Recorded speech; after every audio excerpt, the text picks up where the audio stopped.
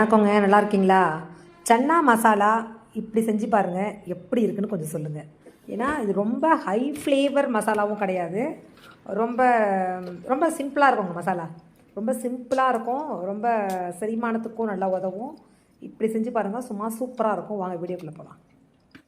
1 இன்ச்சுக்கு பட்டைங்க, அன்னாச்சி பூவில் ஒரே ஒரு இதழ் மட்டும் எடுத்துருக்கேன், 1 கிராம்பு, 1 ஏலக்காய், கொஞ்சமாக ஒரு 2 பிஞ்ச் அளவுக்கு பெருஞ்சீரகம், கொஞ்சம் ஒரு கையில் எடுத்துக்கோங்களேன், ஒரு 4 வேர்க்கடலை, அதில் ஒரு 10 கிராம் வேர்க்கடலை வச்சுக்கோங்களேன்.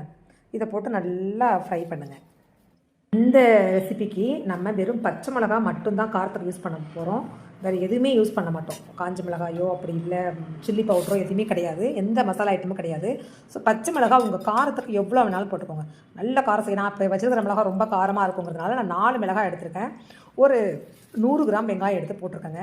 ஒரு 2 தக்காளி. நான் 3 பேருக்கு சமைக்கிறேன், 3 பேர் சாப்பிட்ற மாதிரி சமைக்கிறேன், அதனால் இவ்வளோ குவான்டிட்டி சேர்க்குறேன். உங்கள் வீட்டில் எத்தனை பேர் இருக்காங்களோ தகுந்த மாதிரி எடுத்துக்கோங்க. மஞ்சத்தூள், ஒரு துண்டு இஞ்சி சேர்த்துருக்காங்க.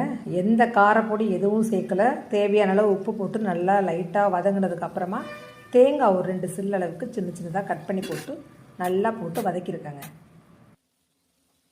ஒரு கப் அளவுக்கு கொண்டக்கடலை ஒரு 3 விசில் வச்சு நல்லா வேக வச்சு எடுத்து வச்சுருக்கேன். அந்த கொண்டக்கடலை ஒரு 4 மணி நேரம் 5 மணி நேரம் ஊறணும். நான் நைட்டே ஊற வச்சுட்டேன். ஸோ மார்னிங் சமையலுக்கு எனக்கு ஈஸியாக இருந்தது. நீங்கள் இதை நல்லா சூடு ஆற விட்டு ஒரு மிக்ஸி ஜாரில் போய் நல்லா ஃபைன் பேஸ்ட்டாக அரைச்சதுக்கப்புறமா வேக வச்ச கொண்டக்கடலையை போட்டு இறக்க வேண்டியதாங்க. 1 நிமிஷம் 40 செகண்டில் சமையலே முடிஞ்சிருச்சிங்க. நான் சொன்னதில் ஆனால் செய்யறதுக்கு ஒரு 15 நிமிஷம் ஆகிருக்கும். நான் சொல்லிட்டேன் உங்களுக்கு, ஒரு நிமிஷம் 40 செகண்டில் சொல்லிட்டேன். ஸோ நம்ம சேனல் அப்படியே கொஞ்சம் சப்ஸ்கிரைப் பண்ணிவிட்டு பார்த்தீங்கன்னா கொஞ்சம் நல்லாயிருக்கும்.